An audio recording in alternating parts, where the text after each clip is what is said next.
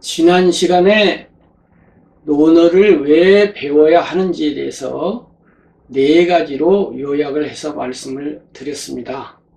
논어를 배워야 하는 이유는 그 밖에도 많지만 너무 복잡하게 설명할 수는 없어서 네 가지만 들었는데요. 이제는 본격적으로 논어에 들어가 보겠습니다. 그런데 논어는 책이고 책은 저자가 있지 않습니까?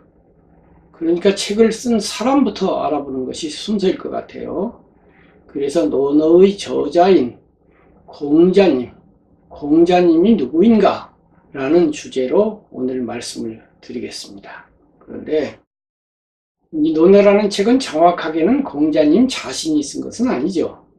공자님의 제자, 그 제자 중에서도 다시 제자, 그러니까 인간의 촌수로 보면 손자가 되겠습니다. 손자 제자, 제전 제자라고 해요. 그 제전 제자들이 편집을 했어요. 그러니까 공자님이 돌아가시고 나서 거의 5, 60년 후에 편찬이 되었다고 봐야 되겠네요. 그분들이 이제 선생님으로부터 들은 공자님의 말씀을 모여서 의논을 해가지고 편집을 했기 때문에 의론 논자가 들어가서 논어 이렇게 되었습니다. 그렇긴 하지만 이것은 공자님의 저작이라고 봐도 되죠. 그 말씀의 주체가 공자님이니까요. 거의 모든 논어의 말씀은 앞구절에 자, 왈 이렇게 시작을 하죠. 아들 자자와 가로 알자죠. 아들이 가로대가 아니고 이 자는 선생님이란 뜻이죠. 선생님이 말씀하셨습니다 하고 따옴표 하고 따옴표 닫고 이렇게 되어 있는 것이 굉장히 많아요. 이때 자는 선생님이라고 하는 보통 명사이지만 그냥 여기서 선생님 하면 그 선생님은 공자입니다. 이것은 다른 모든 경우에도 그래요. 명심보감에서도 그냥 자왈 선생님이 말씀하시기를 이렇게 시작하는데 선생님이 세상에 많지 않습니까? 그런데 이 보통 명사로서의 선생님이 아무런 전제 없이 자 이래버리면 그것이 공자예요. 노자도 아니고 장자도 아니고 무슨 다른 자가 아니에요.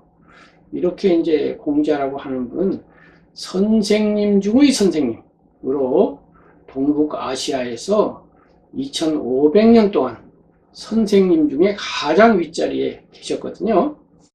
그렇게 해서 공자님은 동북아시아에 가장 큰 영향을 미친 인물이 되었습니다.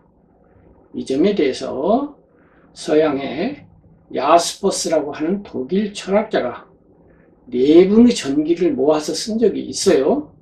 서양에서는 소크라테스와 예수, 동양에서는 공자와 부처님이죠. 이른바 인류의 4대 스승입니다. 이렇게 해서 이 네 분의 전기를 쓰면서 야스퍼스가 서문에서 말하기를 인류 역사상 이 네 분과 같이 강력한 영향을 미쳤던 인물은 없다. 이렇게 했어요. 그것은 야스퍼스의 생각일 뿐 아니라 세계의 모든 사람들이 인정하는 내용입니다. 그 다섯 번째가 누군지는 모르겠어요. 그 다섯 번째는 아무래도 무함마드를 빼놓을 수는 없을 것 같아요. 그런데 무함마드의 영향력은 그 중동 지역에 제한되었죠. 세계적으로 퍼지질 않았죠. 그리고 중동이라고 하는 역사가 세계사에서 큰 역할을 그렇게 많이 못했어요. 그리고 이제 여섯 번째가 누군지는 모르겠어요. 근데 무함마드까지는 그렇다고 치고 여섯 번째부터 위대한 인물들이 이제 또 많이 있을 거 아닙니까? 그러면 위인 전집이라고 해서 어린이들에게 읽히는 100권짜리 위인 전집들이 있어요. 이 네 분도 100권 중에 4명으로 들어가긴 합니다. 그렇지만 사실은 이 네 분 따로 떼어내야 돼요. 나머지 96명 사람하고 이 4명하고는 우선 레벨이 달라요. 어너더 레벨이에요. 다른 위대한 분들은 다 이 네 분 밑에서 위대해요. 우리나라만 하더라도 사상가로서 가장 위대한 사상가가 누굽니까? 이렇게 물어보면 삼국시대에는 원효대사를 다들 꼽아요. 그리고 고려시대로 넘어오면 불교 같으면 고조 진울, 유교 같으면 또 다른 누군가가 있겠죠. 그런데 유교의 경우는 조선에서 찾아야 되겠죠. 조선 같으면은 퇴계와 율곡, 그리고 다산 정약용도 다른 의미에서 위대한 사상가죠. 그런데 이 모든 분들이 누구 제자입니까? 퇴계, 율곡, 다산 전부 공자 제자예요. 그리고 원효대사 부처님 제자잖아요. 서양도 사정은 마찬가지예요. 위대한 사람이라고 하는 모든 사람이 거의가 다 기독교 신자였죠. 예수님 제자였죠.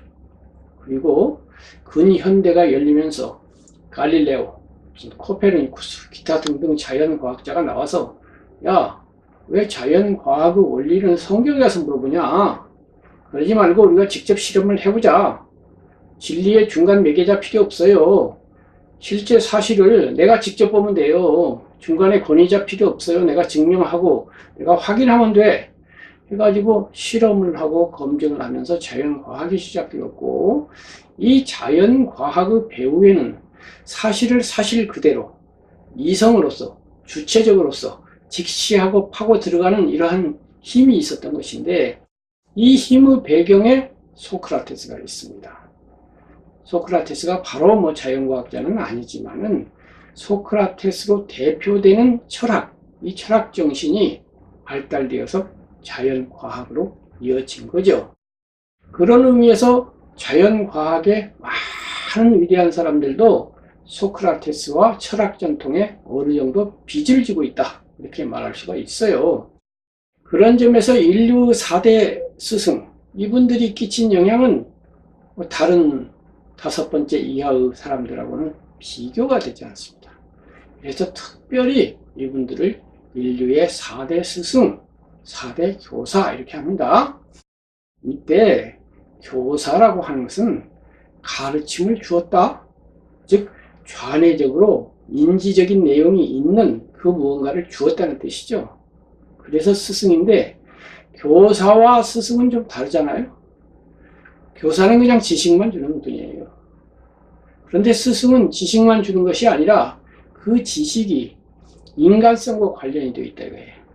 사람의 됨, 그냥 뭐 수학 지식을 가르쳐주고 무슨 과학 지식을 가르쳐주고 이런 것이 아니라, 인간은 마땅히 어떻게 되어야 하느냐, 어떻게 사는 것이 참다운 사람으로서의 삶이냐, 이런 삶에 대한 가르침을 볼 때 우리가 스승 이렇게 하지 않습니까? 이 네 분의 교사는 한편으로는 철학자로서 가르침을 주지만 그 스승으로서 또 가르침을 줘요. 이때 스승으로서 가르침을 준다라고 하는 것은 이분들의 인품이, 됨이, 사람으로서 됨이 굉장히 훌륭하셨다, 이런 뜻이에요. 이 교사로서 가르침을 주는 데는 꼭 인품이 필요하지 않아요. 인격이 고상하지 않더라도 훌륭한 수학자가 될 수가 있고, 그래서 훌륭한 교사가 될 수도 있어요. 그런데 스승이 되려고 하면 가르침이 아무리 좋아도 소용없어요. 가르침이 훌륭해도 인간이 되먹지 않으면 인간과 자기의 말이 불일치하기 때문에 존경심을 유발할 수가 없고 뒤따르는 사람이 없게 되죠. 그런데 이 네 분의 인류의 교사는 교사임과 동시에 스승이었습니다. 인격이 아주 고매했어요. 그리고 인격이 고매하면 유교를 기준으로 볼 때 인격은 6층하로 나뉘어요. 이 6층하는 딱히 유교인들이 분별하지는 않았는데, 제가 그것을 가져와서 약간 보완을 해서 제 나름대로 분별을 해 보았어요. 그랬더니 제일 아래 1번으로 악인이 있어요. 악인. 두 번째는 범인, 보통 사람이 있어요. 그 다음에 이제 마음을 수양을 해야 되겠다, 마음 먹고 공부를 하는 학인이 있어요. 3번째죠. 4번째, 학인으로서 일정 단계에 도달하면 군자가 돼요. 사회적으로는 아주 모범적인 사람이고, 서양으로 가면 이것이 기사도 정신이 있는 젠틀맨 되는 거죠. 그 다음에 이제 그 위에 현인이 있어요. 군자보다는 훌륭하신데 아직 성인까지는 뭐 이런 단계죠. 그 다음에 이제 성인이 있어요. 성인은 완전하죠. 굳이 점수로 매기면 90점 이상, 어쩌면 100점, 이런 분이 이제 성인이에요. 그런데 인류의 4대 교사를 보면 예수님 당연히 성인이시죠. 부처님 당연히 성인이세요. 공자님 물론 성인이죠. 근데 소크라테스가 성인인가? 이렇게 물어보면 성인이기는 한데 성인이란 말보다는 소크라테스라면 철인이라는 말이 맞지 않겠습니까? 이런 생각이 들어요. 실제로 그래요. 소크라테스 인품은 거룩한, 성이라는 건 거룩하다는 뜻이잖아요. 거룩한 뜻보다는 철학자로서의 그 날카로움과 진실함이 더 먼저 오는 그러한 분이죠. 소크라테스 거룩한 부분은 사실은 그분이 돌아가시기 직전 며칠 동안에 반짝하고 빛을 발했어요. 재판을 받는 동안에 법정에서 2번에 걸쳐서 변명을 하죠. 이때의 변명은 잘못에 대해서 이러쿵저러쿵 하고 둘러댄다는 변명이 아니고 자신의 입장을 변호한다 이거예요. 밝힌다 이거예요. 그런 변명을 2번 해서 첫 번째는 자기가 유죄냐 무죄냐를 판단하는 데 있어서 변명을 하고 유죄라는 판단이 내릴 때는 이제 형량을 결정해야 되는데 거기에서 변명을 해요. 그리고서 사형 선고를 받죠. 근데 전혀 동요하지 않죠. 유쾌한 농담까지 하죠. 그러면서 이제 사형을 기다리는데 사형을 갑자기 집행하지 않고 그때 이제 아테네의 사신들이 외국에 갔는데 이러한 기간에는 사용을 하지 말자 이렇게 되어 있어요. 그래서 그 배가 돌아오길 기다렸다가 이제 배가 돌아오면 사용을 하는 건데 그 며칠 동안의 유예 기간 동안에 그 친구들과 그다음에 이제 후배 학자들이 찾아가 가지고 대화를 나눠요. 이 대화가 파에돈이라고 하는 작품에 기록이 되어 있죠. 그리고 이제 그 전에 이제 크리톤이라고 하는 친구가 소크라테스를 빼내려고 그러죠. 도망가자. 내가 도망가는 길을 다 만들어 놨다. 안 가죠. 내가 이 아테네법에 의해서 그동안 살면서 한 번도 아테네법 잘못되었다. 고쳐야 된다. 이런 말 한 적이 없는데 이제 아테네가 나를 아무렇게 위해하지 않을 때는 아테네법이 옳다고 가만히 있다가 아테네법이 나한테 사형 선고를 내리니까 그 법이 틀렸다고 그러면서 살짝 도망가면 앞뒤가 안 맞는다. 아테네법에 대해서 이의제기도 안 했는데 아테네법이 나를 죽이려고 한다고 해서 도망간다? 그 말이 안 되잖냐. 이러니 클리톤인들 어떠가 되었습니까? 그래서 포기를 하죠. 그리고 죽음을 기다리는 거예요. 그러면서 철학을 한다는 것은 오로지 죽음을 준비하는 것이고 내가 스스로 자살을 하면 신이 싫어할 테니까 자살은 안 하지만은 죽을 기회가 오면 즐겁게 죽는 것이다. 도대체가 죽는 게 뭐가 그렇게 나쁜 거냐. 신한테 가면 좋지. 이 세상에 얽매여서 이렇게 사는 것보다 아니 나는 선하게 살았고 떳떳하게 살았고 바르게 살았고 그래서 아무런 마음에 거리낌이 없는데 이제 신들에게로 가서 행복하게 살 건데 뭔 걱정이냐. 그리고 혹시 죽어서 신들에게 못 가고 가서 캄캄하고 아무것도 없다 하더라도 그러면 또 어떠냐 이러고 있는 거예요.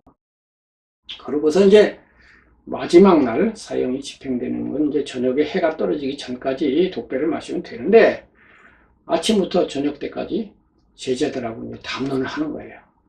특히 죽음에 대해서 영혼의 불사에 대해서 토론하는 것이 이제 파에돈이라는 책에 나와 있잖아요.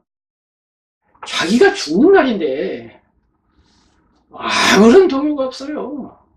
평상시와 똑같아요. 그리고 독배가 딱 오니까 마시려고 하지 않습니까? 그러니까 막 말리죠. 그 이제 부인이 우니까 아유 여자 내보냈어요. 내보내고 마시려고 하니까 아니 지금 해가 지금 한 발이나 남았는데 다른 사람은 그 한 발이라도 더 살아보려고 아등바등 하는데 자네는 왜 그렇게 먼저 때도 안 됐는데 마시려고 그래 하고 친구가 막 얘기를 하니까 그 사람아 내가 지금까지 얘기했잖아. 철학자에게 죽는 게 나쁜 일이 아니고 오히려 반가운 일이라고 실컷 그렇게 말을 했고 자네들도 그렇다고 그랬잖아. 그럼 내 말에 동의를 했잖아.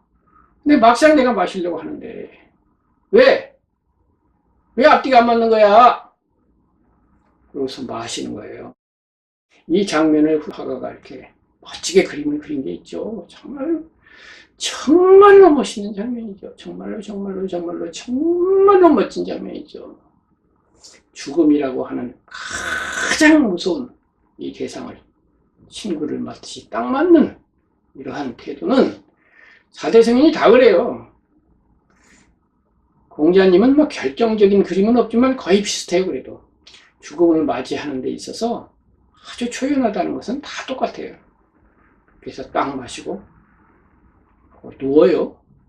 누운 다음에도 대단해요. 독배를 마시기 전에 독약을 가져온 간수한테 좋은 말로 당신 그동안 잘해줘서 고맙다고 칭찬을 많이 해요. 그러니까 간수가 감동을 해가지고 당신 같은 분 처음 봤습니다. 사형 당한 예정인 죄수들은 그냥 나를 얼마나 괴롭히는지 모르는데 얼마나 친절하신지 내가 감동을 했어요. 이렇게 얘기를 해요. 그러고서 내보낸 다음에 이 독배를 마시죠. 마시고서는 누워가지고 정신이 혼미하지 않아요. 정신을 바짝 차리고서 보고를 해요. 내가 죽어가는 과정을. 발이 감각이 없어졌어. 그리고 감각이 점점 없어져 올라오고 있구만. 하고서 자기 죽음을 1초 1초 보고를 한다니까요. 죽음을 관찰을 해요. 정신이 말똥말똥한 상태예요. 이게 뭡니까?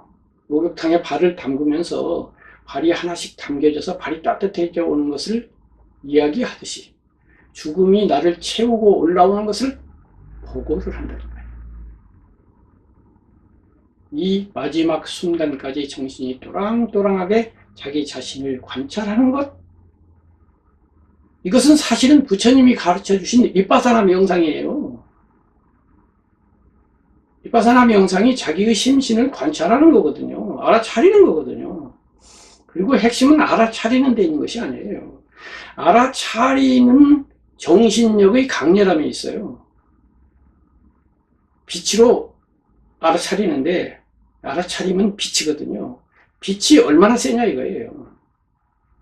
희미하게 촛불로 비치느냐 어마어마한 서치라이트로 확 비치느냐 이런 문제예요.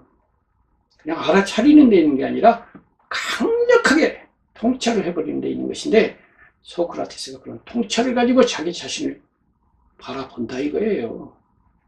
그리고 마지막에 농담 한마디 탁 하고서 가버리잖아요. 그러니까 소크라테스의 거룩한 면이 있어요. 성인이에요.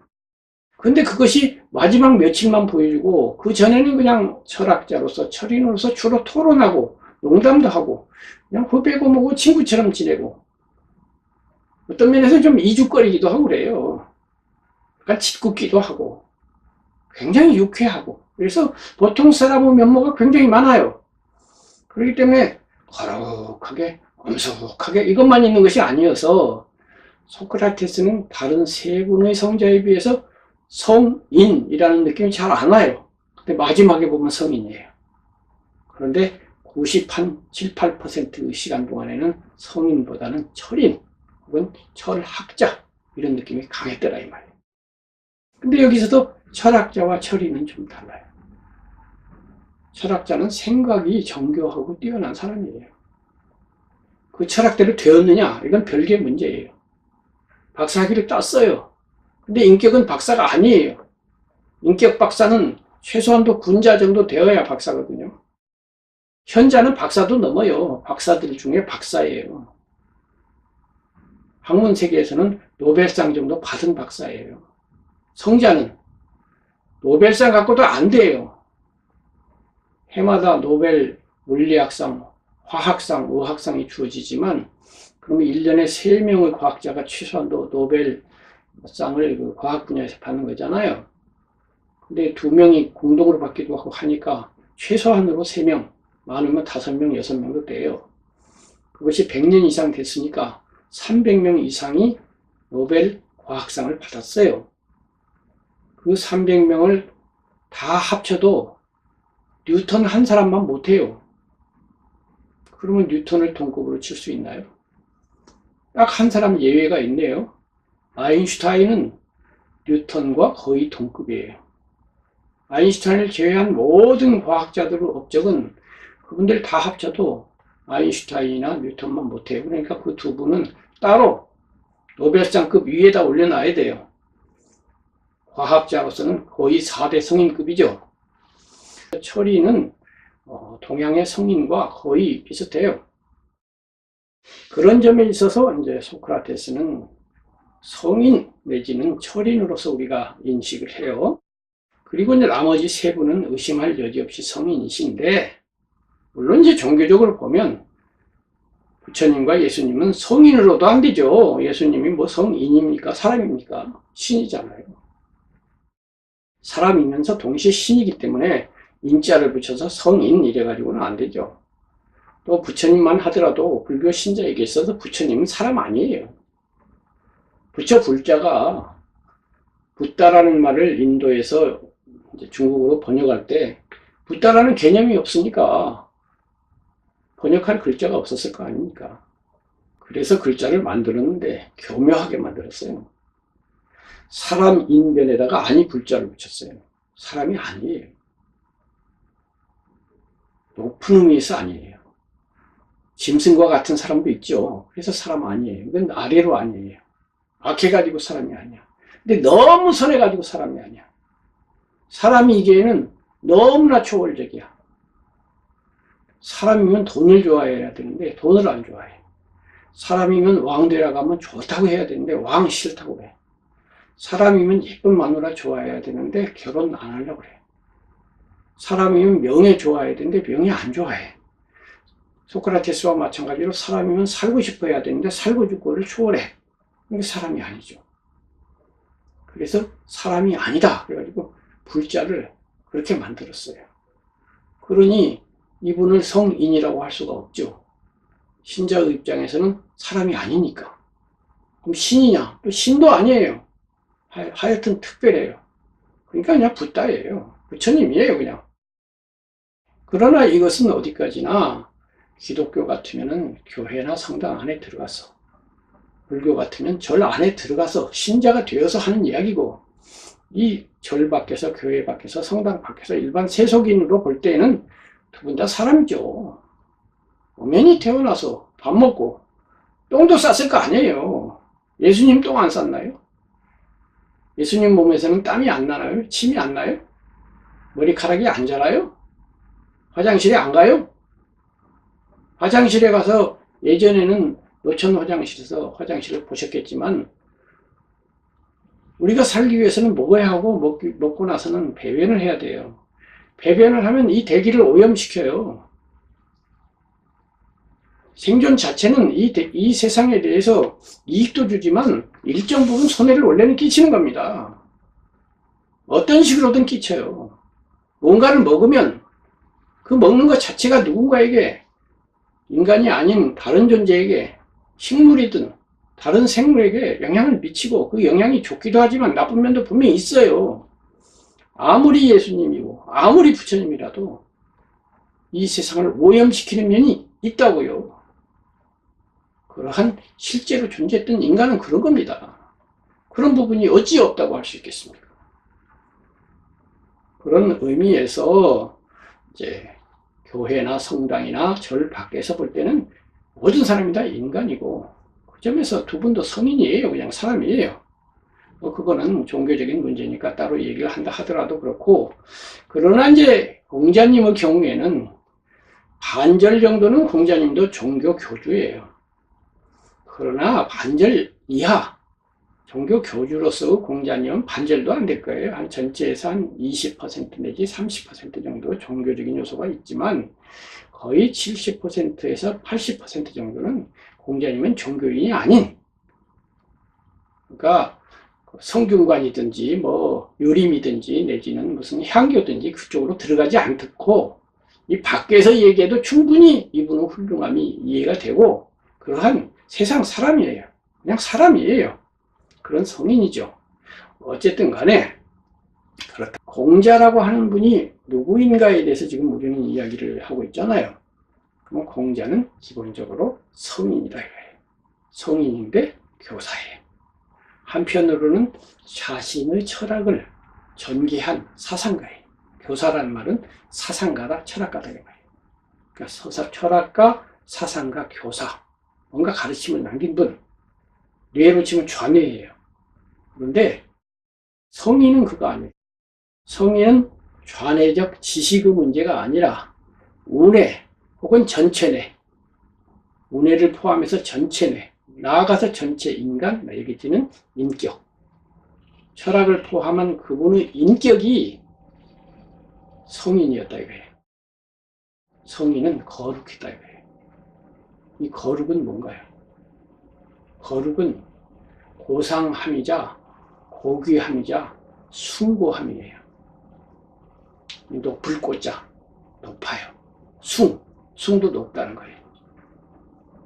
산이 그냥 높으면 높다 이거 아니에요.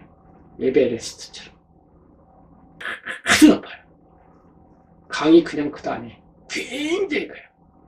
바다처럼 굉장히 넓어요. 넓든지 크든지 높든지 또는 아름답든지 해서 보통 사람이 감히 범접할 수 없을 정도로 높은 것을 숭고해요. 이 숭고는 자연에도 있고 정신에도 있고 아름다움에도 있어요. 이 숭고라고 하는 것은 좌뇌적으로 분석할 수가 없어요. 논리적으로 말을 할 수가 없어요. 아주 높은 하늘, 그거를 좌뇌적으로 분석해갖고 그 숭고에 대해서 말을 하는 데는 한계가 있어요. 또 높이 떠있는 갑자기 탁 뜨는 무지개. 요즘에는 무지개 보기가 굉장히 힘들죠. 하늘이 쾌청하지 않아가지고 그래요. 특히 서울처럼 이렇게 대도시에 살면 무지개를 평생 가도 한두 번 볼까 말까 하고 본다 하더라도 희미하게 보여요. 무지개의 무지개다움이 잘 느껴지지가 않아요. 그런데 저는 어렸을 때 아주 선명한 무지개를 시골 살면서 몇 번 본 적이 있어요. 잊혀지지가 않아요. 너무나 아름답고 너무나 신비하기 때문에. 또 제가 하와이에서 좀 산 적이 있는데 하와이는 무지개가 굉장히 자주 떠요. 일단 공기가 쾌청해요. 그런데다가 호놀룰루 뒤에 있는 큰 산이 있는데 그 산이 높다 보니까 산 중턱부터 거의 구름이 많이 걸려 있어요. 반대쪽에서 바람이 불어오면서 공기를 밀어오면 그 산에서 구름이 생겨요. 그리고 머물러 있다가 구름이 이슬을 머금고 있다가 쭉 내려와서 밑에 와서 비를 싹 뿌리고 슬쩍 지나가요. 가랑비 비슷한 게 잘 내려요. 그래서 시내까지는 안 내려오고 산 밑에까지 이렇게 내려올 때가 많아요. 그러면은 이것이 햇빛하고 이제 반대쪽으로 비치면 그 부슬비가 무지개를 만들어요. 근데 그 무지개가 제가 어렸을 때 본 무지개보다 훨씬 선명해요. 그야말로 도화지에 그린 무지개처럼 아주 한 번은 제가 그 사원에 있었는데 무지개가 한 100m 전방에 뜬 걸 봤어요. 그렇게 무지개는 가까이 보기가 어렵거든요. 그래갖고 마을 한쪽 그 집과 이렇게 산이 있는 쪽에서부터 이렇게 쫙 떠 있는데, 와, 이게 도대체 무슨 일이냐? 그것이 극락세계냐 어디냐? 이런 생각이 들더라고요. 그렇다면 그러한 무지개의 신비함과 아름다움은 이것도 일종의 숭고예요. 그걸 가지고 뭐 분석을 한다고요? 분별을 해요? 왼쪽 뇌로 가져와 가지고요? 안 돼요. 물론 무지개에는 몇 가지 색깔이죠? 7가지 색깔이죠. 빨, 주, 노초, 파, 남포죠. 그런데 동양에서는 무지개를 5색이라고 했어요. 그건 뭐냐면 이 무지개를 우리가 좌뇌로 이해를 해야 되니까. 몇 가지 색이에요? 7가지. 5가지라고 해도 되고 7가지라고 해도 돼요. 임의적으로 그려진 선이에요. 유치원생은 무지개를 그리라고 하면 7가지 색을 이렇게 딱딱 칸을 껴서 그리겠죠. 그렇지만 그 칸이 그렇게 그려져 있나요? 빨강에서 주황으로 넘어가는 선이 무지개를 보면 거기 선이 그려져 있어요? 아니잖아요. 어느 사이에 빨강이 주황 됐어요? 선이 없어요. 슬그머니 그냥 변했어요. 그 슬그머니 변한 거를 2개로 나눠서 빨강, 주황 하지만은 그거를 20개로 나눠서 안 될 것은 없어요. 빨강만 하더라도 점점이 수없이 나눌 수가 있어요. 그러면 그렇게 7개든 5개든 혹은 10개든 그렇게 나누는 뇌가 있어요. 사람 뇌가. 그게 왼쪽 뇌예요. 이것이 논리를 만들고 과학을 만들고 철학을 만들어요. 그래서 우리는 대상을 논리적, 과학적, 철학적으로 이해를 해요. 굉장히 편리해요. 이거는 말하기도 쉽고 표현하기도 쉽고 또 이걸 가지고 과학을 하면 쓸모도 많아요. 숫자라는 게 그런 거예요. 7가지 숫자나요. 그런데 인간은 신비한 존재예요. 인간은 동물이 아니에요. 인간이에요. 고등한 생명체예요. 그리고 그러한 인간에게는 이쪽 말고 이쪽이 있어요. 감성이라고 하는 게 있어요. 무지개를 7가지로 보지 않고 수천 가지로 보는 눈이 있어요. 직접 직관으로 봐요. 시간도 안 걸려요. 딱 봤는데 이렇게 보는 거예요. 무지개를 한눈으로 딱 보고 아름다움을 보아내는 그러한 마음이 있어요. 이것이 감성이죠. 그리고 직관이죠. 사람이 대상을 파악할 때는 이렇게 2가지로 파악을 해요. 하나는 짝짝짝짝 나누어서 이성적으로, 분별적으로, 철학적으로, 논리적으로 파악을 해요. 근데 이쪽은 미적으로 파악을 해요. 예술적으로 파악을 해요. 시적으로 파악을 해요. 저는 이것을 시적 진실이라고 해요. 이거는 철학적 진실, 논리적 진실이에요. 이 시적 진실이라고 하는 때의 시는 소설할 때의 시가 아니에요. 그 시를 포함해서 소설까지도 시적이고 나아가서 음악도 시적이고 미술도 시적이에요. 모든 아름다움은 다 시적이에요. 시라는 말은 줌인 해가지고 좁게 보면은 문학의 일부지만 줌아웃해서 넓게 보면 모든 아름다움을 시라고 부를 수가 있어요. 무지개를 보고 와 시적인데 그렇게 말한다고 해서 안 될 일은 없어요. 그런 의미에서 시적 진실이라는 말은 결국 예술적 진실, 미적 진실, 감성적 진실이라는 뜻인데 어쨌든 간에 인간에게는 그런 2가지 능력이 있고 이 2가지 능력을 합쳐서 대상을 인식할 때, 받아들일 때, 향유할 때 그 사람이 조화로운 사람이에요. 바람직한 사람이라고 해요. 그런데 고대와 현대로 분별해 볼 때 고대인들은 이 시적 진실이 강했어요. 그리고 현대인들은 이 분별적 진실이 강해요. 점점 이 경향은 더 심화되고 있어요. 왜? 어려서부터 학교에서 뭘 배웁니까? 다 분별적 지식을 배워요. 학교에서 배우는 지식의 90% 내지는 95%, 심지어는 한 98%가 그런 거예요. 수학 그런 거죠. 과학 그런 거죠. 사회 그런 거죠. 다 그런 거예요. 근데 안 그런 것이 몇 가지 과목이 있어요. 국어 과목은 이쪽과 이쪽이 포함돼요. 일반 언어를 배울 때는 이쪽인데 문학을 배울 때는 이쪽이에요. 근데 문학도 이쪽만 아니에요. 문학은 이쪽과 이쪽이 겸해져 있어요. 예술적 요소도 있고 철학적 요소도 있어요. 그런데 이제 음악 미술은 거의 이쪽이에요. 음악 미술 또는 체육, 예체능 이런 건 이쪽인데 문제는 이쪽을 이쪽으로 데리고 와서 시험을 봐요. 수능 시험에 음악 문제가 2개 나오는데 전부 이쪽으로 물어봐요. 박자가 어떻게 되냐, 론도라고 하는 건 뭐냐, 비바치가 뭐냐 이렇게 물어봐요. 이해하는 거예요. 7가지 색깔로 물어본다고요, 무지개를. 그럼 7가지예요? 그럼 답이 돼요. 근데 감성적으로는 무지개를 한 번도 못 봤을 수도 있잖아요. 저는 하와이에서 무지개를 본 기억과 어려서 무지개를 본 기억, 이 기억이 지금도 남아있어서 무지개 감동이 되고 가슴이 뛰어요. 그렇지만은 전혀 그런 경험이 없는 사람도 7가지 하면 이쪽에 가서 답이 맞아요. 이것이 학교 교육이에요. 예술은 그런 게 아니에요.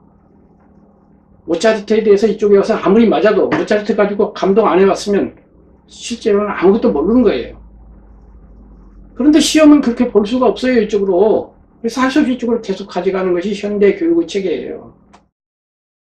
그러다 보니까 이쪽이 상대적으로 약화되고 죽어요. 워즈워드는 자기 시에서 지금도 나는 하늘의 무지개를 보면 가슴이 뛴다.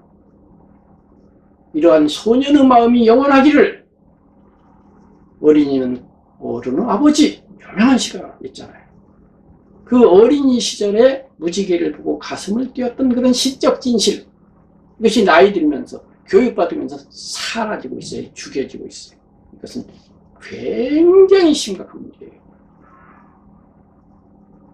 이 시적 진실을 회복하지 아니하고서는 이른바 인간성, 인성교육, 될 수가 없어요. 시적 진실을 살려야 돼요. 교육을 위해서가 아니에요. 교육은 왜 합니까? 결과적으로 우리가 행복해지려는 거예요. 왜 조화로운 인격이 되어야 돼요? 시적 진실을 알아야만 이것과 잘 조화를 이루어서 필요하면 이쪽으로 가고 필요하면 이쪽으로 와서 균형을 이룰 때에 바람직한 인격이 되고 행복한 사람이 돼요. 나 자신한테도 행복하고 남과 관계도 좋아요. 그래서 시적 진실을 우리는 알아야 되고, 지금은 저는 설명을 해요. 시적 진실을. 듣는 분은 다시 그것을 좌뇌로 들어가서 지금 이해하고 계신 거예요. 근데 그걸로 끝나면 안 돼요. 이해를 한 다음에 내가 음악을 감상할 때, 미술을 감상할 때, 아름다운 것을 볼 때, 이 시적 진실이 미라고 했지만 이 미도 좁은 의미에서는 우리가 생각하는 미지만 넓은 의미에서는 추도 미예요. 못생긴 것도 넓은 의미에서 우리의 감성을 자극하기 때문에 시가 좁게 보면 문학의 일부지만 크게 보면 예술이듯이 미도 좁게 보면 추의 반대말이지만 넓게 보면 미, 추를 다 합쳐서 미예요. 그래서 그림에는 추한 그림인데 훌륭한 그림도 있어요. 유명한 절규라고 하는 뭉크 그림이 어디가 이쁩니까? 그러나 훌륭한 그림이에요. 피카소의 기괴하게 생긴 여자 그림이 뭐가 이쁩니까? 그래도 훌륭한 그림이에요. 그가 아니라 로댕의 발자크라고 하는 작품을 보면 발자크라는 유명한 소설가를 그냥 어떻게 보면 추하게 만들어놨어요. 그래서 발자크를 의뢰한 사람들이 화가 나가지고 이거를 받아들이지 않았다고 해요. 지금 와서는 걸작이라고 해요. 추 속에는 추로서의 미가 있어요. 그래서 어쨌든 간에 이제 미인데, 이러한 미적 진실에 대한 감성, 센스, 이것이 발달돼야 돼요. 제가 이 이야기를 드리는 이유는 뭐겠습니까? 공자라고 하는 인물이 가지고 있는 철학자로서 공자, 사상가로서 공자, 교사로서 공자, 그분의 생각, 이것은 무지개의 7생깔인 이쪽이에요. 그런데 공자의 인격, 인품, 성인으로서의 부분, 이것은 시적 진실로 접근해야 될 문제예요. 그리고 이것이 더 중요해요. 공자가 지금까지 세상에 영향을 미친 건 많아요. 그 영향은 주로 이쪽 철학 부분이었어요. 그리고 공자 사상은 크게 둘로 나누어서 하나는 자기 자신을 수양하는 문제고, 다른 하나는 그 수양된 인격을 가지고 밖에 나가서 정치, 사회적으로 남들과의 관계를 맺을 때에 정사를 담당하면 백성들에게 이익을 주고, 또 정사를 담당하지 않을 때에도 남과 호혜한 좋은 관계를 유지하는 대자의 부분하고 대타의 부분으로 대별이 되어 있어요. 이 중에 대타의 부분이 사회, 정치, 철학인데, 이 철학은 지금 와서 쓸모가 없어요. 왜냐하면 봉건 사상의 기초에 있거든요. 계급의 기초에 있어요. 신하는 임금님을 모시고 임금님이 신하한테 잘해주고 이런 전제인데, 지금 임금님이 없지 않습니까? 신하도 없지 않습니까? 민주주의 시대잖아요. 그러니까 지금 공자 사상의 그런 사회 정치 사상으로서의 실무는 이제 다 끝났어요. 그런데 이제 수양으로서의 부분은 아니에요. 이거는 시대를 초월해서 지금도 유효해요. 그런데 이 두 부분 중에 공자의 정치 사회 철학은 이쪽 동네예요. 무지개 일곱 색깔이에요. 이것이 중요하지 않아요. 이것만 중요했더라면 오늘날 우리가 다시 논어를 이야기할 필요도 거의 없거나 있더라도 주로 비판적으로 잠깐 생각하면 돼요. 칭찬할 부분이 거의 없어요. 그런데 수양 부분을 한 거예요. 그리고 이 수양 부분에서 공자는 아까 6단계를 거쳐 올라가서 최고인 성인의 경지에 올라고, 그 성인의 경지에서 조화로운 인격자로서 최고의 행복을 누리면서 살았어요. 그리고 우리도 그렇게 살고 싶잖아요. 그래서 공자가 우리에게 중요한 것이고 우리에게 감동을 주는 거예요. 그런 인격 수양인으로서, 성인으로서, 시적 진실로서 우리에게 감동을 줘요. 이 부분은 철학과 상관없어요. 철학이 봉건주의여도 성인 될 수 있고요. 민주주의여도 성인 될 수 있어요. 민주주의에 강력한 신념을 가졌던 링컨이라고 하는 미국의 대통령은 거의 성인에 가까워졌어요. 인격적으로 성인까지는 몰라도 현인이었던 것만은 분명한 것 같아요. 똑같은 다른 이쪽 생각인데, 이쪽에는 무지개를 5개로 분별하고 여기는 7개로 분별했는데, 그러니까 이것이 중요한 게 아니에요. 이거는 수단이고 과정이에요. 문제는 이거예요. 내가 군자 수준으로 갈 수 있냐, 현자 수준으로 갈 수 있냐, 성인 수준으로, 이것이 문제이지 생각이 문제가 아니에요. 물론 생각 중요해요. 그러나 공자가 성인이라고 할 때의 그 부분은 바로 그런 시적 진실, 인격. 이 인격이라고 하는 것도 무지개와 같아서 거기에 아름다움과 고매함과 고상함이 있을 때 그 인격은 우리가 일종의 아우라로서 느끼잖아요. 아우라가 뭡니까? 어떤 분위기, 느낌 이런 거 아니에요. 그 사람에게 아우라가 있어 할 때 이쁜 사람은 이쁨으로써 아우라가 있는 거고, 인격이 훌륭한 사람은 덕으로서 아우라가 있는 거고, 의지가 강력한 사람은 의지로서 아우라가 있잖아요. 그 사람을 둘러싸고 있는 뿌연 안개와 같고 무지개와 같고 무슨 신비한 보이지 않는 그런 느낌이 서려 있잖아요. 그 느낌은 시적으로, 예술적으로, 직관적으로 받아들여야 돼요. 이 능력이 풍부할수록 우리에게 공자는 더 고상하고 더 높은 사람으로 보여요. 이 능력이 없으면 공자가 자꾸 내려와요. 이쪽으로 보면 공자가 죽어야 나라가 산다. 이 말 돼요. 봉건주의 죽어야 나라가 살아요. 말 되잖아요. 근데 그것만 있으면 안 돼요. 제가 불교 신자가 된 이후로 부처님을 따라서 수행을 해봤어요. 그랬더니 가면 갈수록 부처님에게 가까워지는 게 아니라 갈수록 멀어져요. 부처님 자꾸 높아지고, 이야, 어떻게 저게 됐지? 나도 앞으로 나간다고 나가는 거예요. 20에서 21, 23까지 나갔어요. 그러면 100인 부처님하고 산만큼 거리가 좁혀져야 되잖아요. 근데 100이었던 부처님이 500되고 1000이 돼버리네요. 성인은 그런 것입니다. 시경에 고산앙지, 경행행지라는 구절이 있어요. 이 구절을 사마천이 자기의 책 사기에 가지고 와서 공자 이야기를 한 다음에 공자의 대대로 썼어요. 고산, 높은 산이에요. 앙지, 우러러 보고 가는 거예요. 높은 산을 우러러 보고 가는 거예요. 성인을 우러러 보고 가는 거예요. 경행은 밝은 빛에서 행동하는 거예요. 그래서 성인을 따라서 밝은 길을 간다 이런 거예요. 높은 산이에요, 성인은.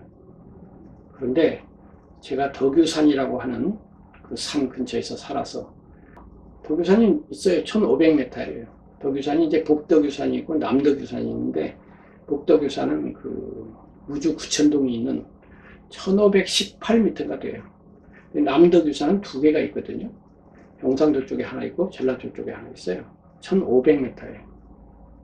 근데 그쪽에 이제 제가 산을 보면 해발 500m에서부터 1500m까지가 한눈에 보여요. 그러니까 1000m가 한눈에 보이는 거예요. 그 땅 높이가 500인데 산은 1500이에요. 그럼 1000m가 한눈에 보이는 산은 우리나라에 그렇게 많지 않아요.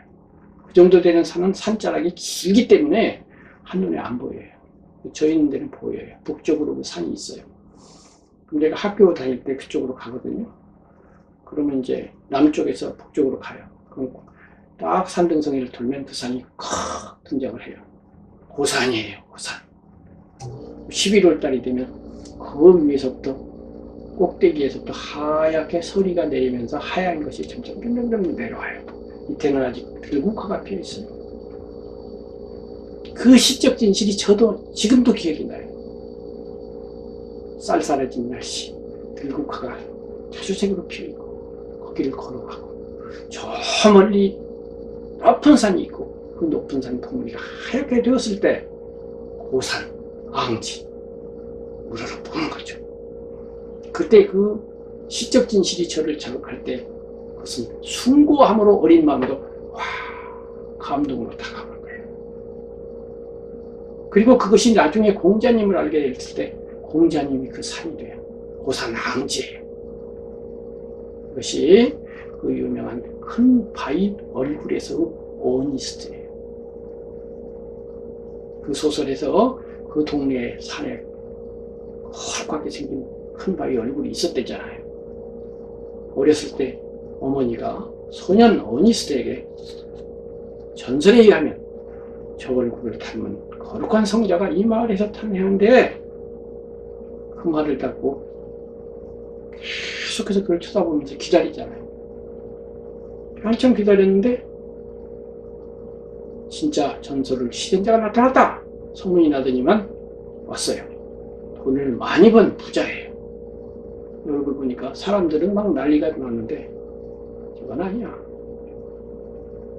그러고 나서 잠잠해졌어요. 한참 있다가 이번에는 또 나타났다? 이번엔 정치가예요. 와가지고 딱 연설한 거 보니까 아이고 역시 아니야. 그것도 세월이 흘러요. 이번에 또 나타났대요. 이제 시인이에요. 그 시를 보니까 와 이거 보통 문제가 아니에요. 이 시가 저 사람 정도 되는 사람이 거룩한 시를 쓴 거예요. 그리고 이제 누가 와가지고 뭐요? 시를 읽고 있습니다. 그 시인이 나타난 거예요. 내가 그 시인인데 보다시피 시로서는 내가 그렇게 쓸 수가 있어요. 근데 그렇게 되어지지는 않았거든요. 철학자와 철인 비슷한 거죠. 철학을 하지만 철학처럼 되어서 철인이 되지는 않은 사람처럼 시인이 상상으로 거룩하게 쓸 수는 있으나 자기가 거룩하게 되지는 않았다고 고백을 해요. 그렇다 하더라도 성형까지는 안 돼도 군자 정도는 됐나 봐요. 시인은 친구 삼을만 해요. 같이 광장으로 저녁 무렵에 나가는 거예요. 그 사람들이 모여요. 그때 어니스트는 선교사였어요. 설교 좀 해주세요. 바위 같은 이런데 이제 노천연단에 올라가서 설교를 하는데 갑자기 시인이 외치는 거죠. 보십시오, 어니스트를. 저 사람이야말로 큰 바위 얼굴을 닮은 사람 아닙니까? 그러니까 어니스트는 큰 바위 얼굴이 되려고 한 적도 없어요. 물론 노력을 했겠지만 딱히 뭐 큰 바위 얼굴이 돼야 되겠다 이렇게 노력한 건 아닌데 계속해서 큰 바위 얼굴이라는 고산 앙지 높은 산을 우러러 보면서 계속 살아보기를 수십 년 하다 보니 그 밝은 길을 계속 가다 보니 큰 바위 얼굴의 정상까지는 아니지만 성인까지는 아니라 하더라도 현인이나 군자의 수준에 도달을 해버린 거예요. 어떤 의미에서 저도 어니스트와 좀 비슷했습니다. 자칫 자화자찬 비슷하게 될까봐 염려가 됩니다만은 사실은 사실대로 말을 해야 뭐 얘기가 되지 너무 겸용만 해도 안 될 것 같아요. 저는 어려서 그러한 덕유산의 높은 봉우리를 보면서 정말로 큰 감동을 느껴왔어요. 지금도 마음속에 그 그림이 있어요. 그리고 나중에 그 우측 모른 쪽 시적 진실로서 느꼈던 그런 느낌이 논어를 읽고 불경을 읽고 성경을 읽고 소크라테스를 읽고 하면서 여기에 인간으로서의 큰 덕유산이 있구나. 어디 덕유산 정도입니까? 히말라야의 중봉이죠. 1500m가 아니죠. 8800m죠. 그런 거대한 산들을 보면서 감동을 하는 거예요. 그 감동이 중요해요. 그 시적 진실이 중요해요. 철학이 중요하지 않아요. 철학은 매분 성자가 다 달라요. 다른데 높은 산, 숭고한 사람, 성인이 됐다는 건 같아요. 우리는 성인이 되는 게 목표이지 이 철학을 배워서 그대로 따라하는 게 목표가 아니에요. 이건 수단에 불과해요. 철학은 오늘날 틀릴 수가 있어요. 소크라테스가 말했던 이데아라든가 그런 논리가 지금 와서 보면 틀릴 수가 있거나 부족할 때가 많아요. 오리도 있을 거예요. 아마 따져보면. 그래도 소크라테스는 위대해요. 그가 답을 맞춰서가 아니에요. 그 탐구 진실성과 그 마음의 치열함, 이것들이 그분의 인격을 만들었고 그 인격이 고매한 지경에 이르렀다는 그것 때문에 소크라테스는 인류 스승인 거예요. 부처님은 신이 없다고 그러고 예수님은 신이 있다고 그래요. 둘 중에 누가 맞는지는 알 수가 없어요. 그것이 중요한 게 아니에요. 신이 있든 없든 둘째치고 두 분이 인류 역사상 최고로 불가사의한 그런 지경의 인격에 도달해서 생사, 죽음 이런 거 다 초월하고 전 우주적 느낌을 주는 우주 전체를 집어삼키는 것 같은 그런 장대하고 숭고하고 초월적이고 절대적인 그러한 삶을 살았다. 이것에서 감동하는 게 중요한 거예요. 그래서 우리가 공자라고 하는 분을 이해함에 있어서 그런 시적 진실로서 접근을 해서 그 고매함과 숭고함과 위대함을 느낄 수 있어야 돼요. 제가 그거에 대해서 이제 몇 가지 얘기를 드릴 거예요. 공자의 인격성이 나타나는 논어 구절을 몇 가지 가지고 말씀드리겠다 이거예요. 먼저 공자님의 사상은 기본적으로 인간 중심이에요. 공자님은 신이나 죽음 이런 데 대해서 말 안 해요. 운명에 대해서 말을 안 해요. 나중에 성리학자, 송나라 때 성리학자들은 성리를 말해서 성리학이에요. 성품성, 이치이예요. 그런데 공자 자신은 성과 리에 대해서 말 안 했어요. 실제적인 얘기만 하고 그런 형이상학적이고 철학적이고 아리송한 얘기는 안 했어요. 실질적인 얘기를 했어요. 그리고 굉장히 현실인이었어요. 그래서 인간 중심이에요. 눈에 보이지 않고 잡히지 않는 하느님이니 신이니 운명이니 이런 거는 얘기 안 한다. 제자 자로가 선생님 죽음에 대해서 말씀해 주세요. 그러니까 삶에 대해서도 지금 다 말할 수가 없는 판인데 무슨 죽음까지 얘기를 하느냐 이렇게 말했어요. 사람은 태어나서 그냥 죽는 거고 열심히 살다가 죽을 때 산뜻하게 죽으면 되는 거야. 이런 입장이죠. 또한 중국 사상을 크게 나누면 유가, 공자 중심 유가와 노자 중심의 도가로 나눌 수가 있잖아요. 여야 같은 거예요. 유가는 세상에 참여를 해서 일을 해요. 그래서 중국 전체의 역사가 거의 유가에 의해서 지탱이 됐어요. 도가는 야당이에요. 야는 들야자예요. 시내에서 정치를 하는 게 아니라 저 들판으로 물러나서 멀리서 관조를 하면서 쟤네들 잘못하네 하고서 비판하는 거예요. 지금도 야당 되기는 쉬워요. 여당은 어차피 책임을 맡고 있고 일을 하다 보면 뭔가 잘못하는 거 있겠죠.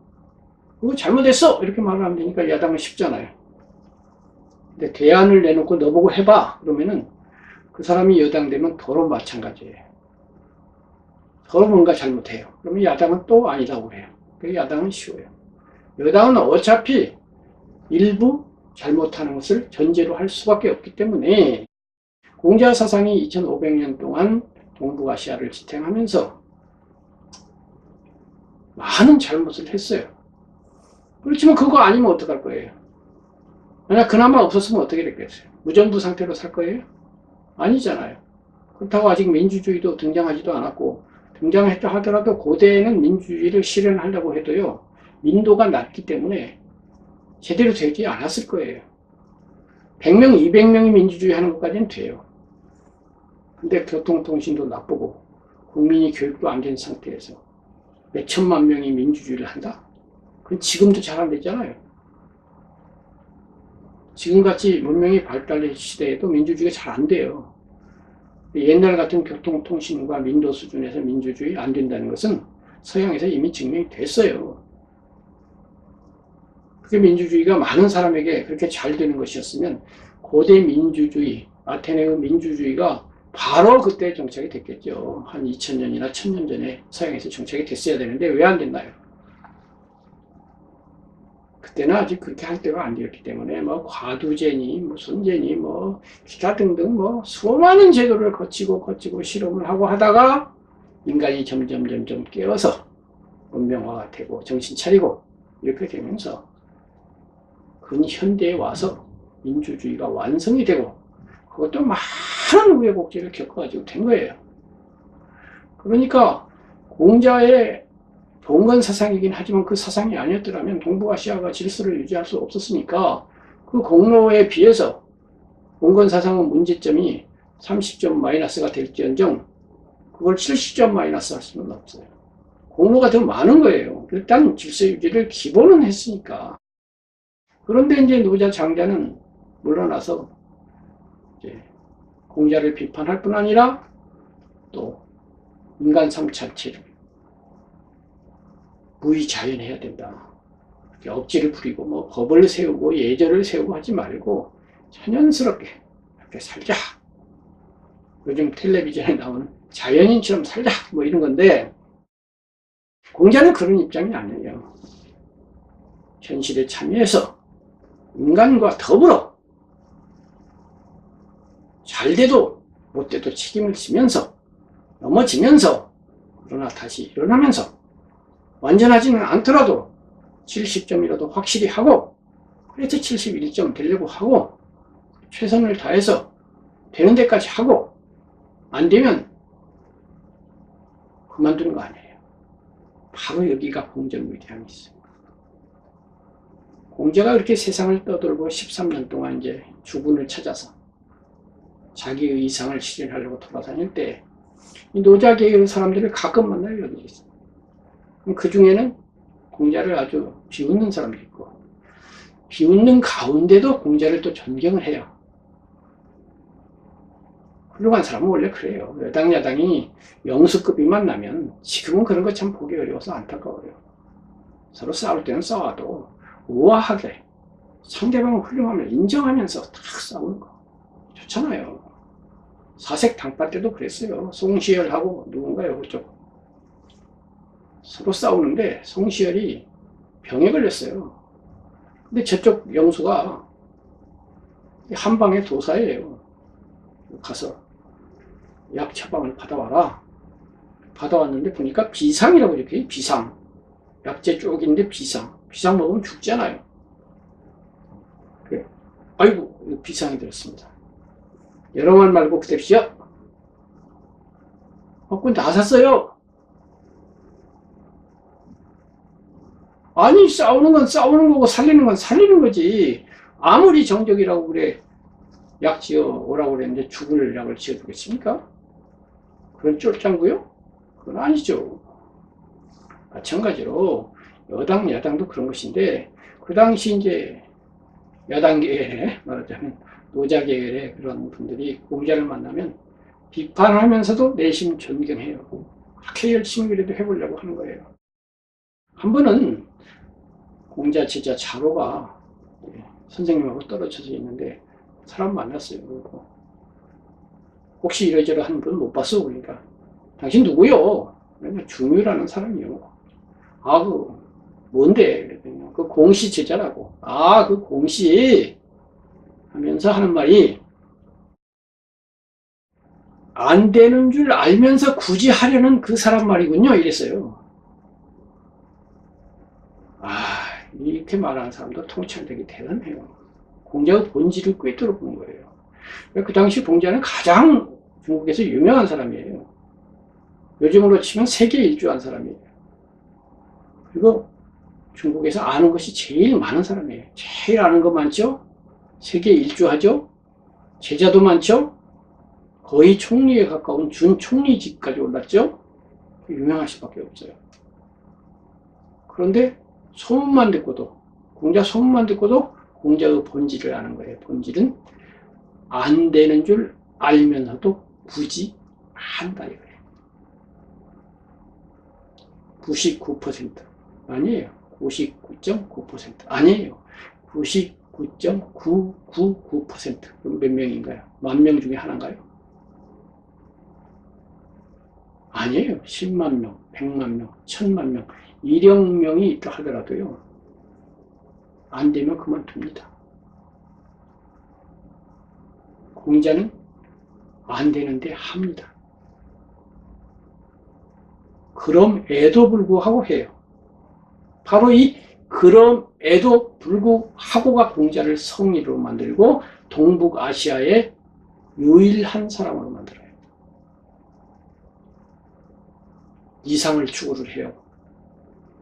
성왕이 등장해서 마음이 세종대왕처럼 하고 나는 그분을 도와가지고 백성들을 사랑하고 그래서 모든 국민들이 콧노래를 부르고 화해평등한 평화롭고 질서있는 그러한 이상사회를 만들어야 되겠다 라고 하는 최고의 이상을 향해서 가는데 그것을 예를 중심으로 해요.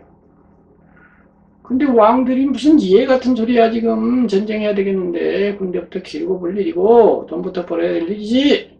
그러고서 안 하려고 그래요.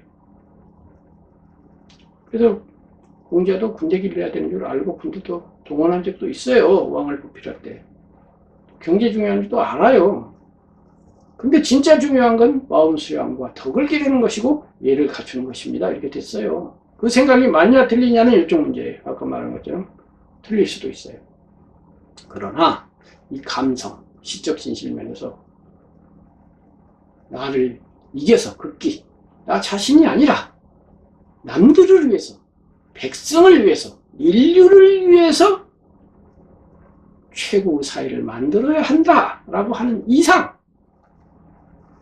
순보한 목표, 우주적 목표, 이 목표를 향해서 하늘의 별을 보고 나는 가노라. 수없는 좌제를 만나서 중간에 자기를 죽이려고 하는 환태를 만나기도 하고 진나라와 채나라 사이에 양식이 끊기고 포위를 당한 상에서 7일 동안 굶기도 하고 그러면서도 마음은 흔들리지 않으면서 검은고를 타면서 요요 자작하면서 하늘이 나를 냈다. 하늘이 나를 냈는데 저런 인간들이 나를 어떻게 한단 말이냐. 나는 하늘의 사명을 받은 사람인데 어떤 한 인간, 한 집단이 나를 죽일 수 있다는 거냐? 아니야. 나는 우주적 존재야. 라고 하는 그러한 확신을 가지고 갑니다. 그러나 안 돼요, 현실은. 안 되니까 그만둔다고요? 그러면 공자는 다른 위대한 중국의 다른 현인으로 격화되었을 겁니다. 거기서 그만두었으면 공자는 공자가 아니고 노자가 되고 장자가 되고 열자가 되고 관중이 되고 안형이 되고 무슨 다른 그러한 제자 백가 중에 한 사람이 되었겠죠. 그렇지만 공자는 제자 백가의 한 사람이 아닙니다. 그 100명 중에 어서독사게 자신만의 경지로 딱 올라갑니다. 이 올라가게 하는 힘은 그럼에도 불구하고 안 됨에도 불구하고 간다. 왜냐하면 이상의 별이 저기 있으므로 저 하늘에 도달하기까지는 멈추지를 않아요. 이러한 공자의 정신이 있었어요. 이 공자의 정신은 항상 인간, 남, 백성인 거예요. 이 부분을 오늘을 통해서 한번 볼게요. 장저와 걸릭이 나란히 서서 밭을 갈고 있는데 선생님께서 그 곁을 지나다가 자로를 보내어 나루터를 묻게 하였다. 장저가 자로에게 물었다.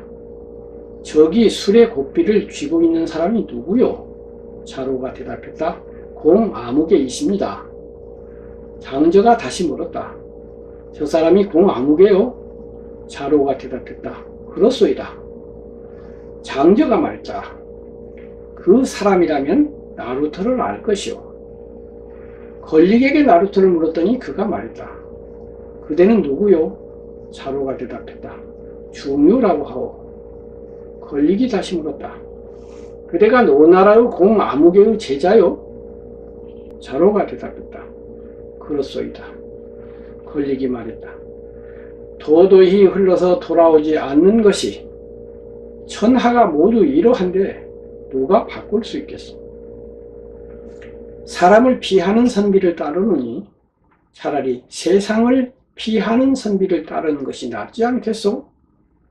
그러면서 씨앗 덮는 일을 계속했다. 자로가 돌아와서 선생님에게 그 말을 전하자 선생님이 무연히 말씀하셨다. 새와 짐승은 더불어 무리지어 함께 살 수 없으니 내가 사람 무리와 함께 살지 않는다면 누구와 더불어 함께 살겠는가? 천하에 바른 도가 있다면 내가 굳이 천하를 바꾸려고 하지 않을 것이다. 여기서 보면 우선 물어보니까 공아무개라면 나루터를 알 것이오 이래요. 나루터가 어디냐고 물어보니까 여기에는 상당히 시적인 의미가 있습니다.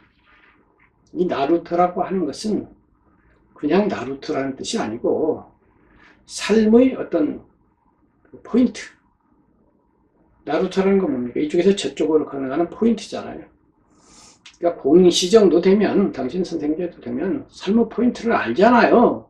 이렇게 해서 나루터라는 말을 현실의 그 물리적 나루터가 아니라 정신의 나루터라는 뜻으로 씁니다.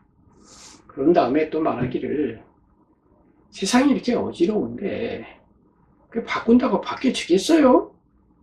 우리처럼 은퇴해가지고 이렇게 유유자적하게 이렇게 살면 되지. 왜 그렇게 고생을 하십니까? 이렇게 얘기를 해요. 그러니까 이 사람은 아까 안 되는 줄 알면서 굳이 하려는 사람, 그 말 속에는 절반은 비웃는 뜻이 있고 절반은 찬양하는 뜻이 있는데 여기는 찬양하는 뜻은 없어요. 이렇게 해서 세상을 피해서 삽시다. 이렇게 했더니 선생님이 그 말을 전해 듣고 무연히 그랬어요. 약간 얼굴색이 그렇게 유쾌하지는 않았던 거예요. 약간 변명을 한 거예요. 공자 정도 되는 위대한 분도 이런 정도 되니까 약간 지친 요소가 있었나 보죠? 그래서 무연히. 그러나 아주 지치면 안 돼요. 이것이 공자의 매력이에요. 부처님이나 예수님처럼 완벽한 게 아니에요. 한 95% 정도 돼요. 나머지 5% 정도? 나도 인간적이야. 나도 실수할 때가 있어. 나도 모르는 거 있거든. 이런 부분이 있어요. 이 5% 부분이 무연히로 나타나요. 무연히 약간 얼굴색이 변하면서 변명을 하시기를 조수는 불가여 동분이니 조수, 새와 짐승은 함께 살 수가 없지 않냐. 나는 새가 아니고 짐승이 아니야. 나는 인간이라고. 인간이 인간 속에서 살아야지. 이것이 바로 나의 길이야. 이렇게 선언하는 장면입니다. 그래서 봉자님의 사상은 기본적으로 이렇게 인간의 중심을 두되 인간을 고해평등하고 행복하게 하는 그런 사회로 만드는 것이 기본이에요.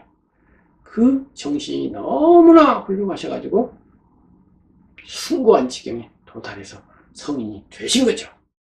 그 방법으로서 공자님이 이쪽에 봉건주의 사상을 사회철학으로 내세웠어요. 수양과 봉건주의 사상. 그중 수양은 훌륭하셨는데 봉건주의 사상은 현대에 안 맞아요. 그래서 공자가 죽어야 나라가 산다. 공자는 봉건주의의 거두, 보수주의의 왕, 공자라고 하는 인간 때문에 동북아시아가 요 모양 요 꼴이야, 이런 말이 나와요. 그리고 그 말은 어느 정도 맞아요. 그러나 그거 아니었으면 그나마라도 동북아시아가 지탱이 안 됐을 테니 70% 점수를 주되 30% 문제가 있는 거 맞아요. 맞는데 그 30%조차도 면책받을 요소가 공자에게는 있어요. 이거 중요합니다. 어떤 의미에서 우리도 공자입니다. 우리도 70점인지 60점인지 50점인지 40점인지는 몰라도 뭔가 이 사회에 남들에게 대한민국에 기여를 하고 있을 거예요. 그런데 공자와 마찬가지로 부족한 부분, 잘못한 부분이 있겠지요. 저 이 강의도 100점짜리 아니겠죠, 당연히. 문제가 어딘가 있겠지요. 그것이 얼마인지는 몰라도 공자처럼 그냥 7대3이라고 하자고요. 모든 사람을 7대3으로 보자 이거예요. 저만이 아니라 여러분 또한 실은 잘했는데 3은 문제가 있거나 고쳐야 될 부분이 있을 수가 있어요. 다만 이 7대3을 어떤 기초 하에서 운영하느냐의 문제예요. 그 3의 부분이 없는 사람은 있을 수가 없어요. 적을 수는 있으나 부족한 부분은 누구에게나 있어요. 문제는 그 3의 부분에 대해서 정직하고 겸손한가의 문제예요. 즉 인정하느냐의 문제예요. 3의 부분이 잘못으로 밝혀지는 순간 정직하게 그것을 인정하고 받아들이고 잘못했습니다, 고쳐나가죠 하고서 받아들인 다음에 고칠 것이냐, 아니면 그것을 거부하면서 자기가 마치 10인 양 3에 대해서 꼭 화를 내면서 자기를 방어할 것이냐의 문제예요.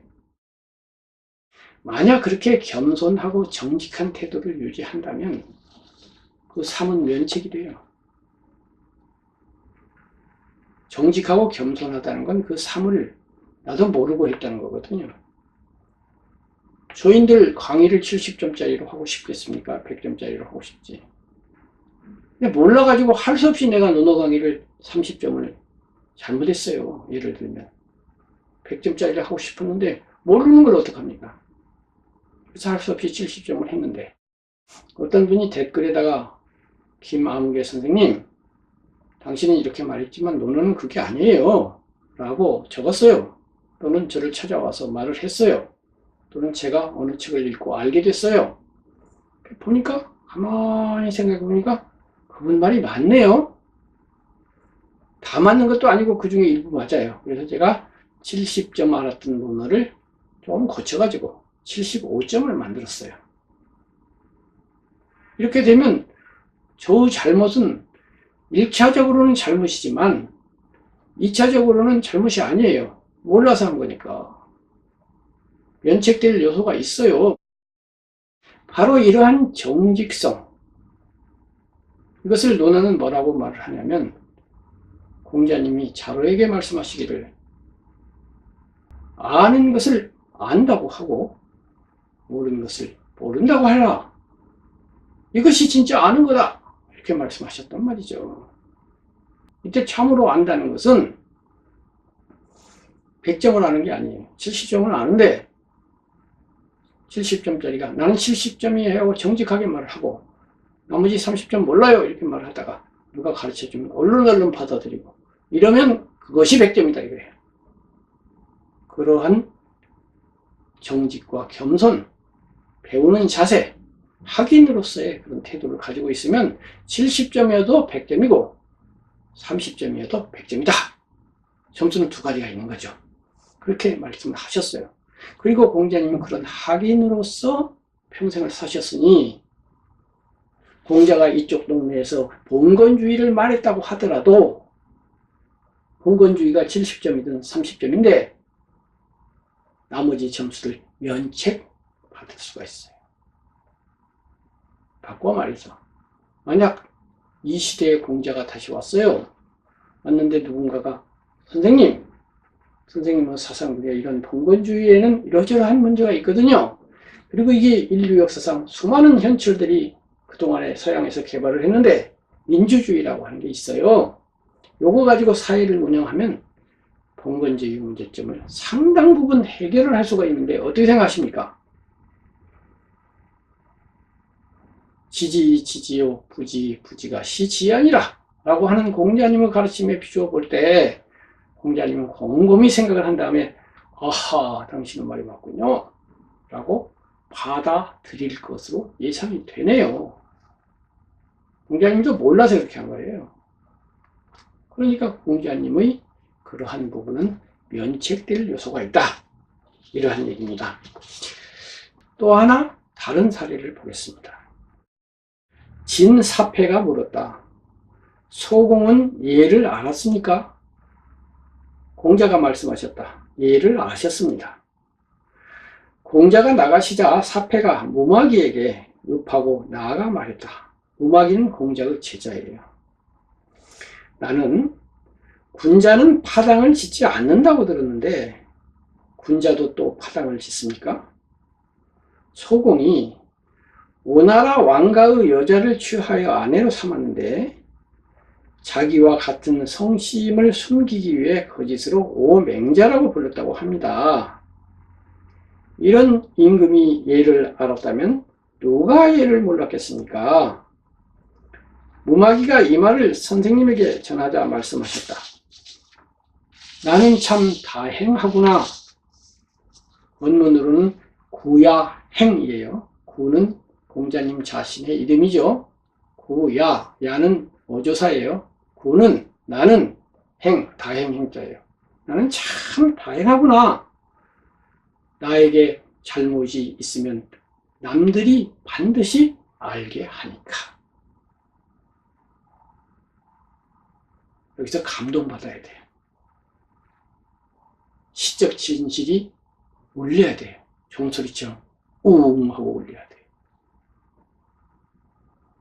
나를 지적했을 때, 내가 지적받았을 때 기뻐하는 공자. 당신 70점이에요. 왜 30점 틀렸어요? 라고 말을 할 때 거부하고 반항하면서 불쾌한 공자가 아니라 어떻게든 70점에서 71점으로 나가보려고 하는데 아이쿠 이 사람이 나를 71점으로 데려다 주네 하고 자신의 잘못을 지적할 때 다행하구나. 나의 잘못을 누군가가 말해주는구나 하고 행복해하는 공자. 진짜 하긴 공자. 이것이 공자의 면모입니다. 그러면서 공자가 또 말을 해요. 그런 면만 있는 것이 아니다. 신하는 자기가 모시는 임금의 잘못을 남 앞에서 말하는 법이 아니다.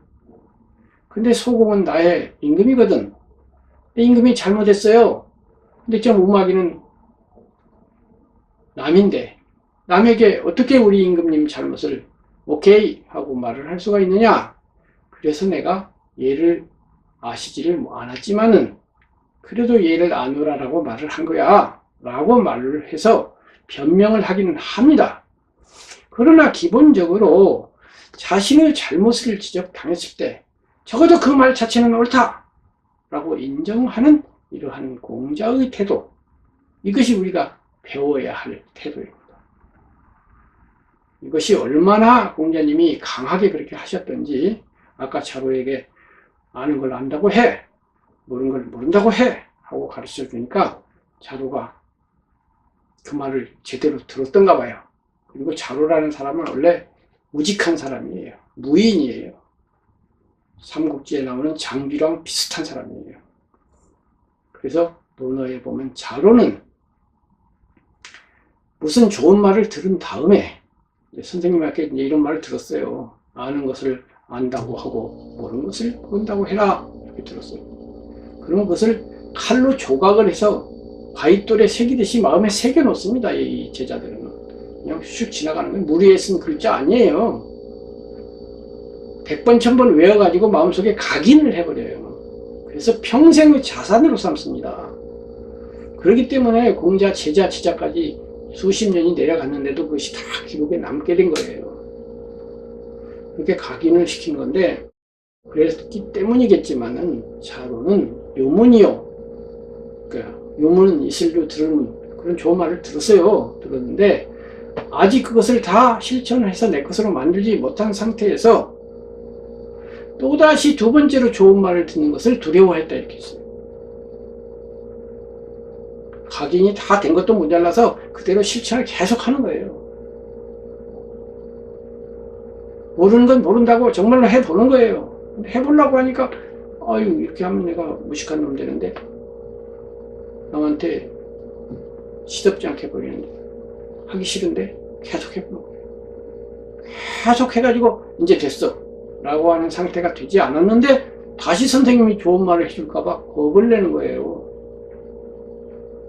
그래서 논어에서 학 배운다는 것은 듣고 알았다 이거 아니에요. 듣고 마음에 조각한 다음에 실천을 해서 내 것이 됐다 그래야 학이에요.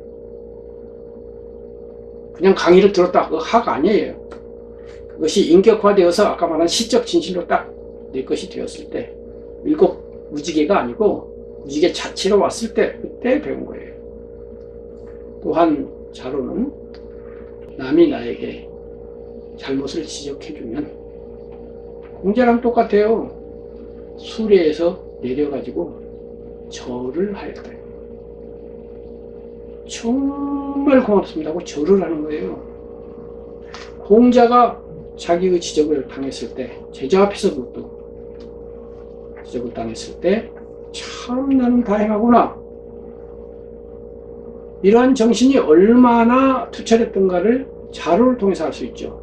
그 제자가 그렇게 잘못을 지적당했을 때 절을 했다 이거예요. 그렇게 해서 지적당했을 때 반응은 몇 가지로 나눌 수가 있어요. 첫 번째, 거부하면서 짜증이나 화를 낸다. 딱 막아버린 거죠. 이 사람은 진보를 안 하죠. 70에서 딱 멈추죠. 아마 70까지도 못 갔을 거예요. 한 20, 30에서 딱 멈춰가지고 평생 그러고 살겠죠. 자기도 답답하고 진보 안에서 거부하니까 상대방에게도 별로 안 좋겠지만 본인 자신이 그 20칸 안에 딱 갇혀서 평생 살다가 끝나겠죠. 더 확장이 안 되겠죠. 두 번째, 지적을 당하면 이쪽으로 알아들어요. 맞아요. 알기는 해요. 알기는 하는데 내 것이 되고 그것을 고치질 않아요. 20에서 멈춰요. 문을 닫아 걸지는 않는데 창문은 열어놨는데 집 안으로 들어오기는 안 해요. 이런 사람이 있어요. 세 번째는 지적당하는 것을 좋아하는 사람이 있어요. 자로가 그래요. 근데 기쁘지는 않아요. 맞기는 맞는데 아주 공자처럼 행복하구나는 아니에요. 근데 맞기는 해요. 이렇게 좋기도 해요. 군자의 수준이죠. 그래서 고쳐요. 그래서 70에서 71, 70이 나가요. 근데 공자는 거기서 더 나가서 기뻐해요. 우와! 나는 참 다양한 사람이야. 이렇게 되면 그 진보라는 건 뭐 천리마가 달리듯이 휙휙 진보하겠죠. 그렇게 몇십 년을 수양을 하니 공자님 마침내 성인이 되셨다 이런 얘기입니다. 그래서 결론을 지어서 말하면 공자라고 하는 분은 철학자로서의 또 사회사상가로서의 부분이 있으나 그런 사회사상가, 철학자 부분은 이제 와서 오류가 많다. 그럼에도 불구하고 공자는 위대한 분이다. 그것은 그분은 성인으로서의 부분, 인격으로서의 부분, 수양인으로서의 부분 때문이고 그 부분이 더 중요하다. 그리고 그 부분을 우리는 시적 진실로서 무지개를 7색으로 나누는 왼쪽 뇌가 아닌 전 인격적으로 접촉을 하면서 우리의 삶과 믹싱을 해서 큰 산을 보고 감동하는 느낌으로서 무지개를 보고 와 이때 무슨 7색이 어디 있습니까? 그냥 전체적으로 무지개가 오잖아요. 그걸 막 나눠가지고 봅니까? 전체적으로 아름다움으로 오잖아요. 숭고한 산을 볼 때 그 미터 수를 계산합니까? 아니잖아요. 그러한 시적 진실로서, 인격성으로서 공자를 바라볼 때 공자는 점점 숭고하고 위대한 분이 되고 우리가 갈 길은 멀어요. 갈 길을 보니까 지친다고요? 아니에요. 공자도 그럼에도 불구하고 별을 바라보고 가고 해를 바라보고 갔어요. 우리도 그럼에도 불구하고 삶은 우리를 향해서 계속 땅을 쳐다보라고 그래요. 별을 쳐다보지 마라. 땅 밑에 구덩이가 있어. 땅 밑에 진해가 있고 땅에 지금 뱀이 다가오고 있어. 그거 조심해야지 라고 말을 해요. 그래서 탈레스라고 하는 그리스 철학자는 별을 보고 가다가 구덩이에 빠져가지고 우습게 됐다 그런 이야기가 있지만, 그러니까 구덩이가 무서우니까 자꾸 땅을 쳐다보니까 어느 사이에 별을 안 보게 돼요.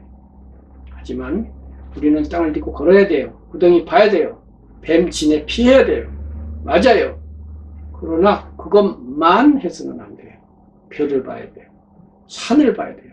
고산, 앙지, 경행행리해야 돼요. 그렇지 않고는 우리는 20에서 머물러서 거기서 죽을 겁니다. 30이 되지 못하고 70이 되지 못하고 향상이 되지 못할 거예요. 진정한 인간, 행복한 인간, 조화로운 인간, 나아가서 내가 이 세상에 태어나서 60년, 70년 왜 태어났으며 왜 존재하며 왜 죽어야 하는지 그걸 몰라요. 그것을 알아야 죽을 때 오케이 하고서 소크라테스처럼 유쾌하게 빠이빠이 하고서 갈 수가 있어요. 그러한 진정한 삶의 길을 4대 스님이 보여주고 있어요. 각기 다른 방식으로 보여주고 있어요. 그 각기 다른 방식을 저는 제각각 낱낱이 따로따로 강의를 할 겁니다. 그런데 제일 먼저 공자님부터 강의를 해요. 왜? 우리 동북아시아가 공자님의 영향권에 있었고 또 저 자신도 제일 먼저 공자라고 하는 성인부터 만났어요. 그리고 다른 성인들도 차차차차 만나서 나름대로 저에게 큰 감동을 주셨고, 그래서 그분들을 여전히 또 스승으로 모시고 있지만은 공자로부터 시작해서 동북아시아의 성자부터 배우고 또 공자님을 따라서 언어를 배우고 그러면서 출발을 하는 겁니다. 저의 이 길은 굉장히 먼 길이고 어쩌면 제가 죽을 때까지 계속되는 길일 겁니다. 그런 길을 몇 분이 함께 해줄지는 저는 알 수 없어요. 한 분만이라도 있었으면 좋겠어요. 100명이면 좋고 1000명이면 더 좋겠지만 그것은 2차 문제예요. 공자님은 누누하게 말해요. 꽃이 향기로운 것은 자기 자신을 위해서이지 남을 위해서가 아니에요. 제가 이 길을 가는 것은 저를 위해서예요. 이것이 강의로 나와서 남에게 이익을 주면 좋죠. 그리고 다소 줄 거라고 생각을 해요. 그러나 거기에 너무 국집하면 많이 유튜브에 조회가 되고 무엇이 어쩌고 저쩌고 그쪽 바깥 세상에 너무 많이 신경을 쓰면 상대적으로 저 자신의 내면은 초촐한 아름다움, 초촐한 행복, 초촐한 촉촉함, 그것은 약화되게 됐어요. 공자님이 이 점을 100번, 1000번, 10,000번 강조하고 제가 공자님에게 배운 가장 중요한 것도 그거예요. 가능하면 밖에 인기에 신경 쓰지 마라. 그것은 그냥 꽃이 향기로우면 저절로 다가오는 벌과 나비처럼 되게 하라. 벌나비를 억지로 부르지 말고 마음속의 향기를 인공적으로 향수로 만들지 말고 너의 진실과 너의 정직으로서 만들어라. 그래서 5명의 사람이 오고 10명의 벌나비가 오면 그냥 10명이 맞는 거야. 그걸 뭐 기교를 부려갖고 20명, 30명 되면 너 좋니? 그게 성공이니? 그건 성공 아니야. 올 만큼 오는 게 성공이야. 올 만큼 오는 것은 뭐라고 안 해도 와. 그러니까 너는 네 할 일만 해. 너는 계속 향기만 피우고 너는 진실만 말해. 이것이 공자님에게 제가 배운 아주 중요한 점이고 그걸 해보려고 수십 년간 노력을 했는데 때때로 흔들려요. 또 인기가 있으면 좀 좋잖아. 이런 생각이 가끔 들어요. 그런데 이제 수십 년쯤 되고 나니까 이제는 생각이 없어요. 인기 있으면 좋죠. 없으면 없는 거죠. 제가 향기가 없어서 없는 걸 어떡하라고요. 제 향기만 피울 생각만 하면 되지 볼나비가 오든가 말든가 알게 뭐예요. 10명이 오면 10명이 오겠지요. 20명이 얼마나 면 20명 오겠지요. 그런 입장에서 저는 걸어가고 있습니다. 그러나 어쨌든 간에 여러분이 한 명의 볼나비로서 저와 함께 교류를 하면서 그래도 함께 가면 힘이 나거든요. 저 별을 보고 갈 때 공자님이 나를 인도하고 부처님, 예수님, 소크라테스가 나를 인도하지만 그분들은 돌아가셨어요. 돌아가신 그런 거룩한 성자는 저 별로서 히말라야 산으로서 백두산으로서 저쪽에 있어요. 그분이 100만만큼 위대하다 하더라도 내 옆에 있는 10밖에 안 되고 20밖에 안 되는 친구가 함께 걸어가는 벗이 함께 진실을 사랑하는 사람, 그 사람이 어떤 면에서는 더 힘이 됩니다. 제가 여러분에게 그렇게 힘을 주는 사람, 여러분이 저에게 그렇게 힘을 주는 사람, 이런 사람이 되어서 함께 친구로서, 불교식으로 말하면 도반으로서, 길동무로서 같이 이 진실의 길, 삶의 길, 아름다운 길, 숭고한 길을 걸어갔으면 좋겠습니다. 감사합니다. 이상 공자는 누구인가? 라고 하는 주제에 대해서 오늘 말씀을 드렸습니다.